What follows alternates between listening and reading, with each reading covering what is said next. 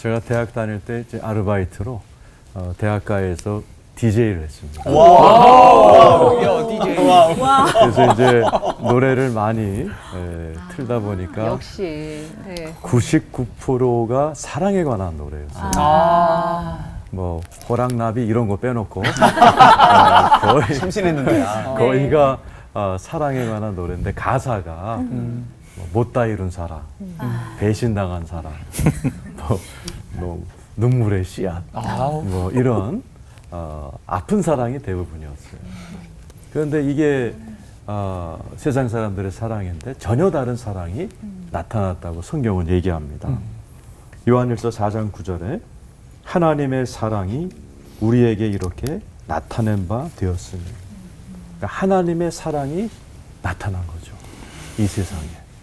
이 세상에 나타난 하나님의 참사랑은 놀라운 사랑입니다. 하나님이 자기의 독생자를 세상에 보내심은 그로 말미암아 우리를 살리려 하심이라.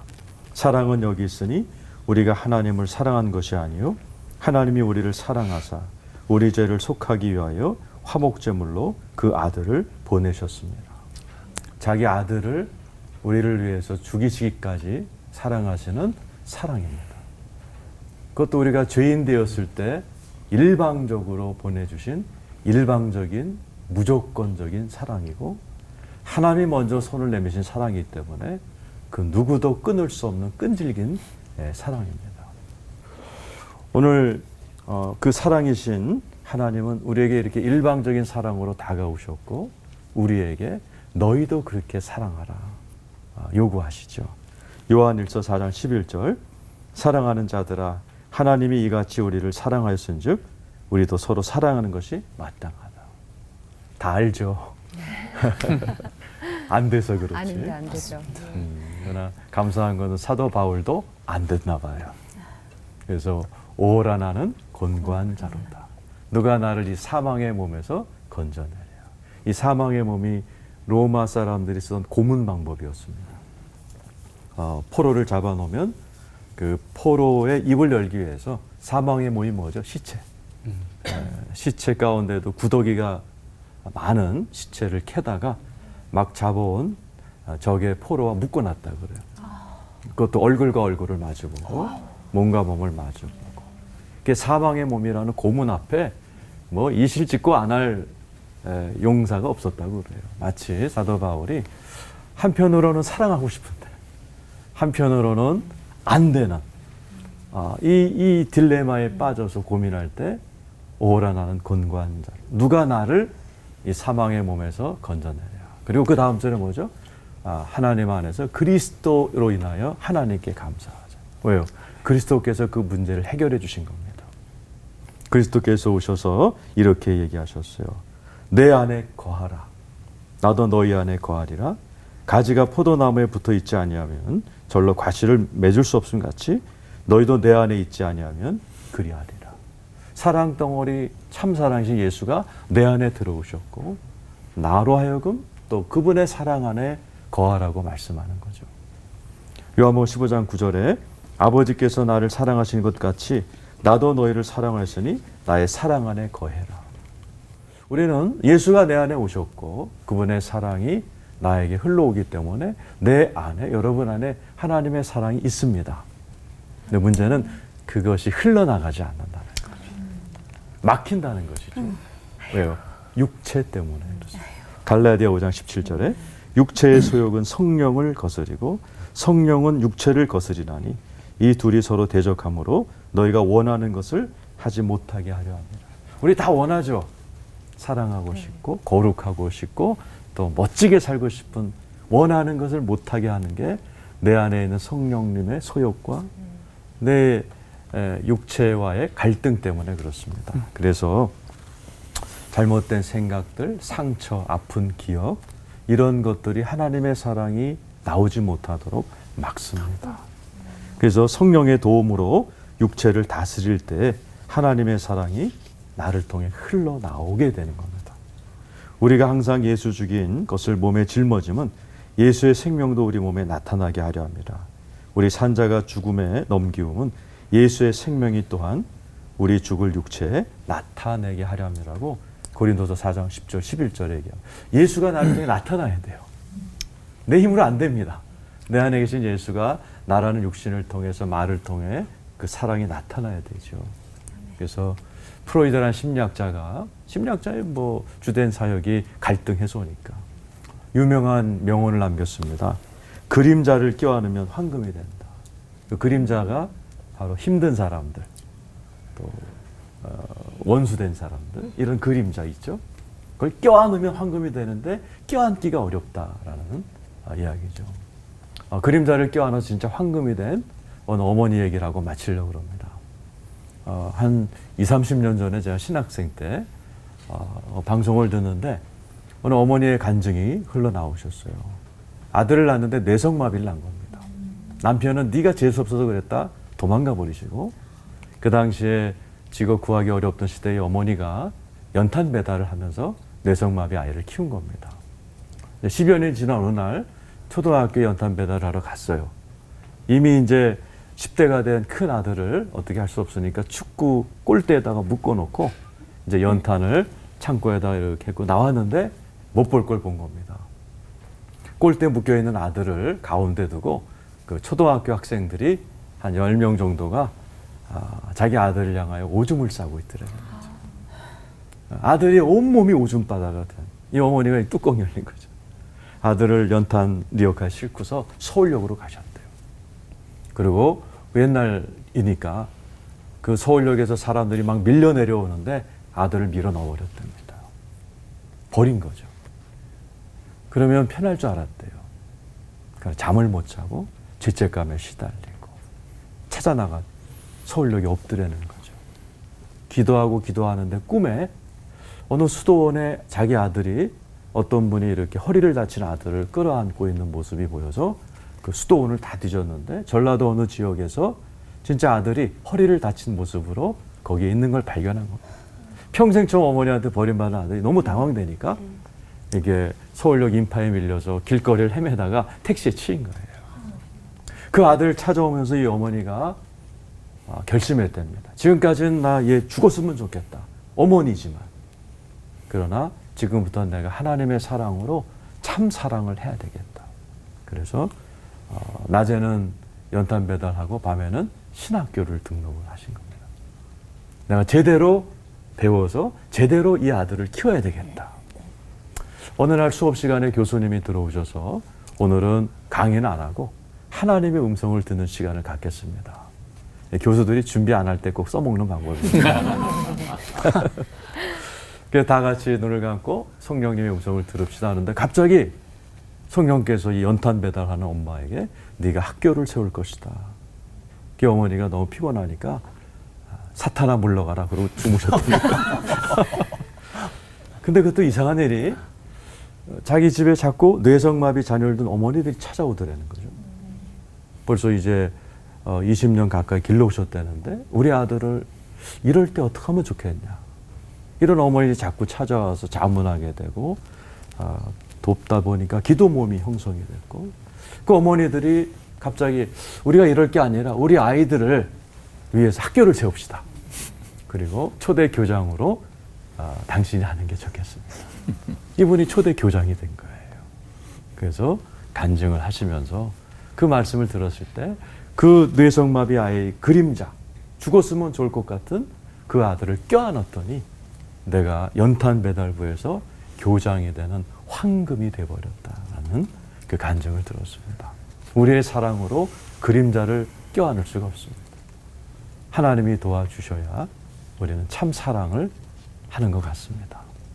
이 자리에 계신 또 시청자분들, 하나님의 도움으로 여러분이 끌어안을 수 없는 그림자를 껴안으셔서 황금 같은 영광 돌리는 인생 되기를 축원합니다. 아멘. 기도하겠습니다. 하나님 아버지, 저희들이 죄인 되었을 때에 아들을 죽여서까지 사랑하신 그 참 사랑을 저희들도 하게 하여 주옵소서. 아멘. 예수님의 이름으로 기도드리옵나이다. 아멘. 아멘.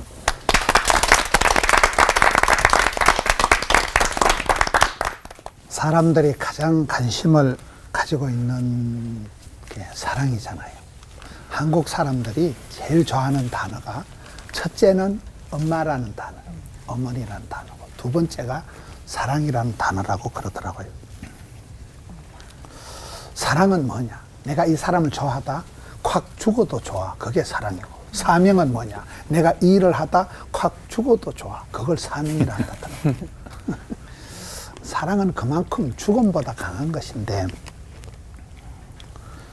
우리가 보통 얘기할 때 그 아빠의 사랑은 오매불망 처자식이 잘 되기를 바라는 사랑.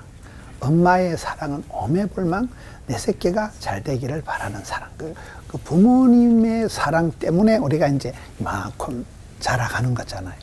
그 엄마의 사랑이 가장 이렇게 보여주는 것이 십자가상에서 예수님이 희생해 주신 것처럼 엄마라는 존재는 항상 자녀를 위해서 손해보고 희생하고 수고하고 헌신하는 거잖아요.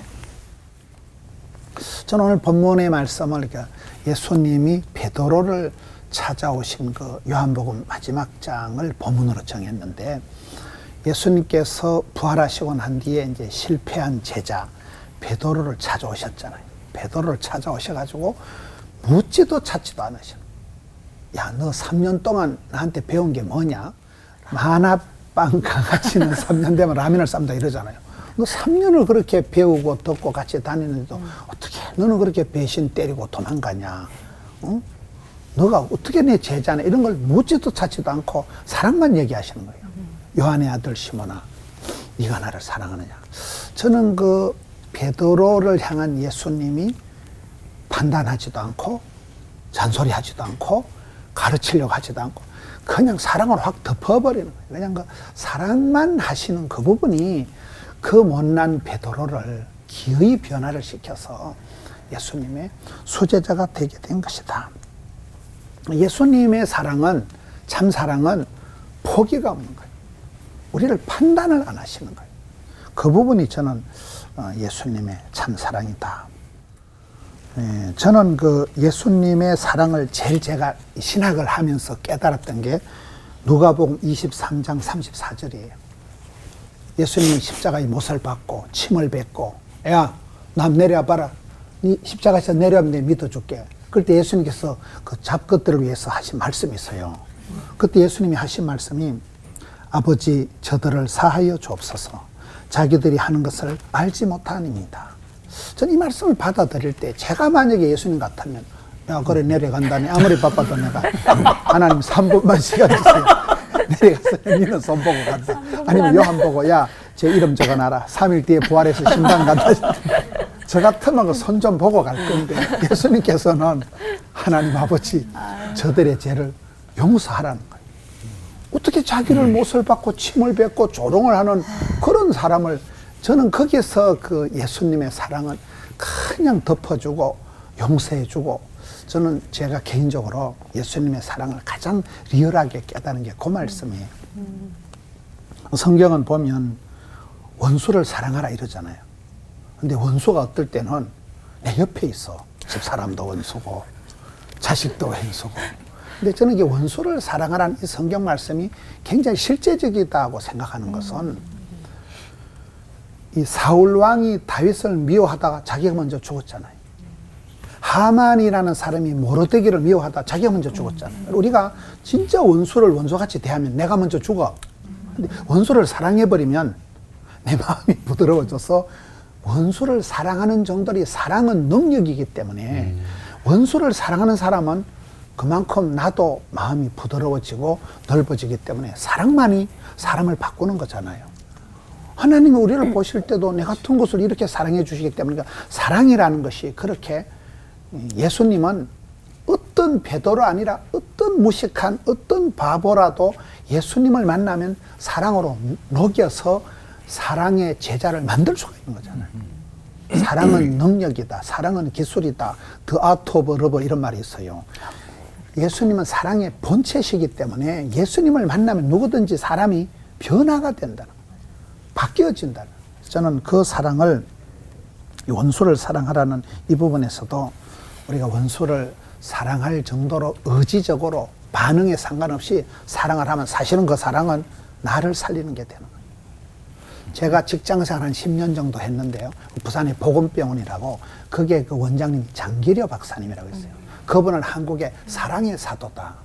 그분의 의록이 이렇게 그 간호전문대학의 그 복도에 있는데 따라합시다. 사랑의 동기가 아니건 사랑의 동기가 아니고는 아무 말도 하지 마라. 아무 그분은 말도 하지 오직 사랑으로만.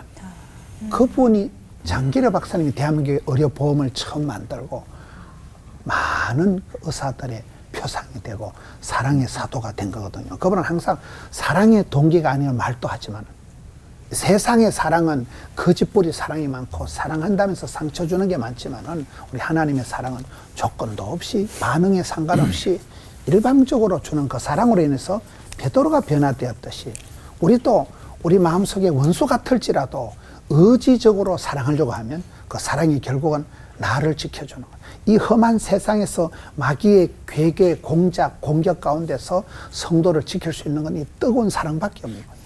사랑이 우리를 세상 사람들과 구별해주고 그 예수님의 사랑을 닮아서 우리가 참된 사랑의 길을 걸어갈 때가 세상 사람들과 구별되는 것이고 사랑의 공동체를 보호하는 것이기 되기 때문에 이 참된 사랑의 길, 주의 길을 감당하는 우리 성도님들 되시기를 축원합니다. 아멘. 자비로우신 주님, 사랑을 가르쳐 주시고 사랑의 모습으로 오셔서 저희들을 사랑해 주셨으니 감사합니다. 저희들도 부족하지만 주의 길, 사랑의 길을 걸어가게 해 주옵소서. 아멘. 예수님 이름으로 기도드리옵나이다. 아멘.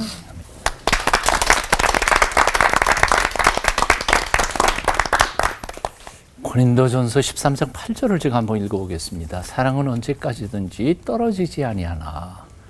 무슨 뜻인지 아시겠어요? 사랑은 언제까지든지 떨어지지 아니하나. 아시겠냐고요, 의미를.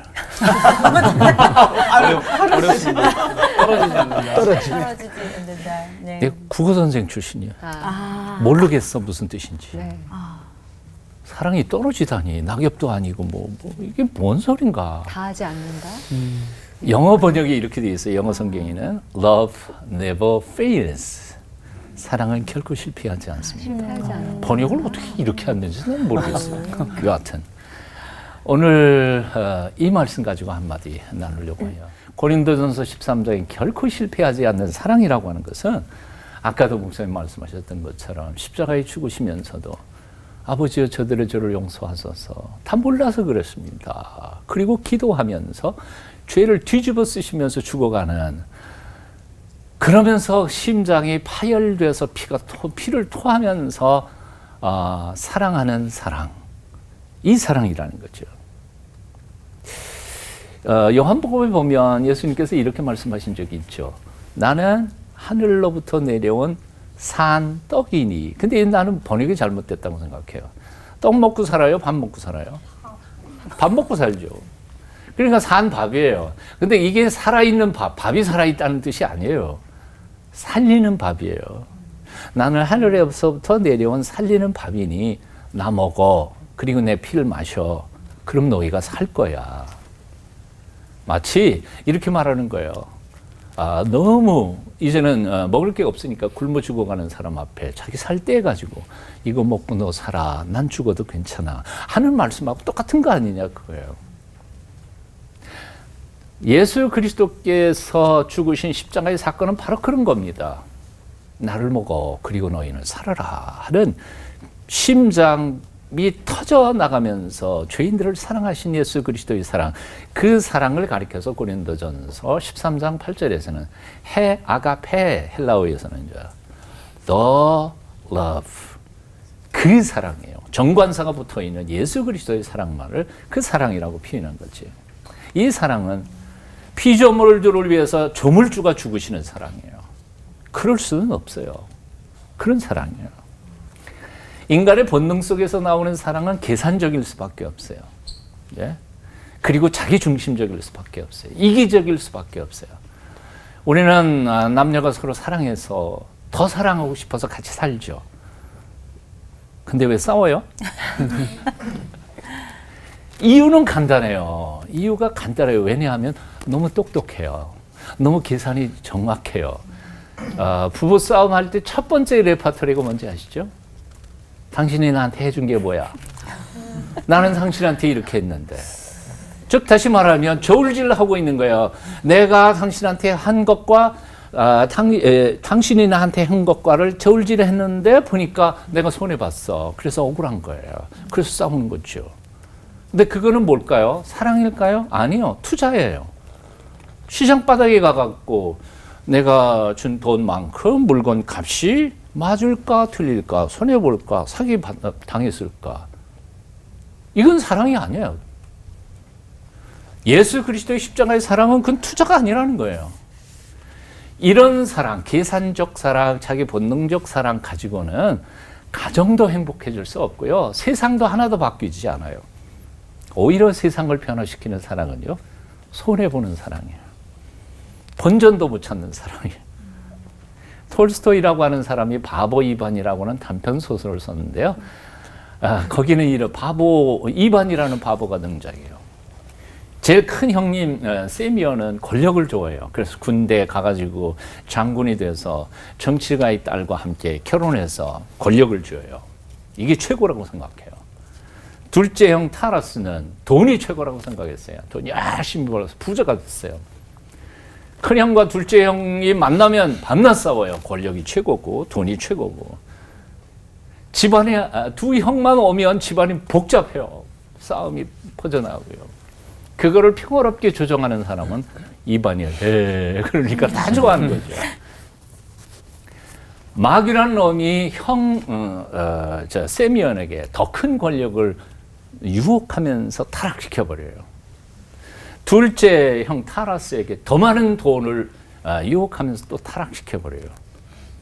이 마귀 사탄이 바보 이반에게 권력을 유혹해도 돈을 유혹해도 유혹할 수가 없었어. 그래서 그 나라가 위기에 처했을 때 나라를 구하는 사람은 바보 이반밖에 없었던 거죠. 똑똑한 사람들만 있는 집안이 시끄러울까요? 아니면 바보들이 가득한 집안이 행복할까요? 쉽게 생각하세요. 여러분 교회에 똑똑한 사람들이 많으세요? 아니면 멍청한 사람들이 많으세요? 어떤 교회가 더 평화로울까요? 당연해요. 말 안 해도 알아요. 네. 천국은 어떤 곳일까? 계산적으로 아주 정확한 사람들이 모인 사람들은 아닐 건 틀림없어요. 제복도 찾아 먹지 못하는 바보와 같은 사람들, 손해본 사람들, 그들이 함께 모이는 공동체야말로 이 세상에 천국을 이루어갈 것이라고 생각해요. 이렇게 생각해보면요, 사랑이라는 게 어려울 거 없어요. 예? 남녀 간에 사랑할 때에도요, 그냥 바보가 되세요. 상대방에게 대해서. 손해보세요. 내 아내가 세상에서 제일 아름다운 여인이다. 그리고 입으로 말하세요. 그러면 행복해질 거예요. 근데 그것이 말뿐일 경우에는 아직 사랑이 초보이고요. 내 영혼 속에, 내 마음 속에도 믿어지기 시작하면 사랑이 완성된 거예요. 역사 속에서 가장 큰 바보가 누굴까요? 예수 그리스도세요.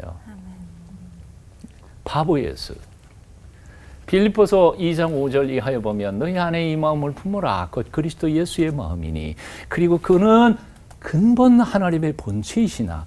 본질적으로 하나님 분이세요. 근데 그 하나님이 자기 형체를 버리세요. 하나님 되기를 포기해버리고 이 땅에 내려오셔서 인간 중에도 최악의 인간, 죄인들, 살인 강도들과 함께 모여서 그 자리에서 죽어가세요. 세상에 이런 바보가 어디 있어요?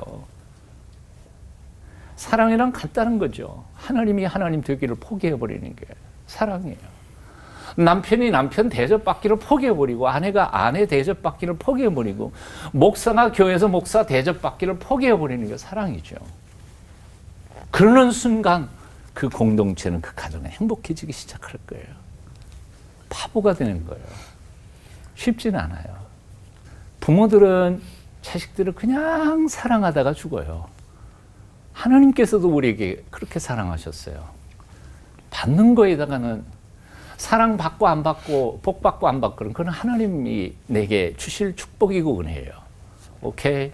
그건 내 영역이 아니에요. 그럼 내가 할 수 있는 것은 사랑하는 거예요. 사랑했음으로 해서 행복하였네라. 시 한 구절처럼 돈은 많이 못 벌지도 몰라요. 높은 사람, 인기 있는 사람은 못 될 줄 몰라요. 그래도 한 번밖에 못 사는 삶에 사랑에서만큼은 실패하지 않는 멋진 행복한 인생 사시기를 축원합니다. 네. 기도하겠습니다. 말로만이 아니라 삶으로 사랑을 살게 우리를 도와 주시옵소서. 세상을 살맛 나는 세상 만드는 바보들이 다 되도록 우리를 사용하여 주시옵소서. 예수님의 이름으로 기도합니다. 아멘.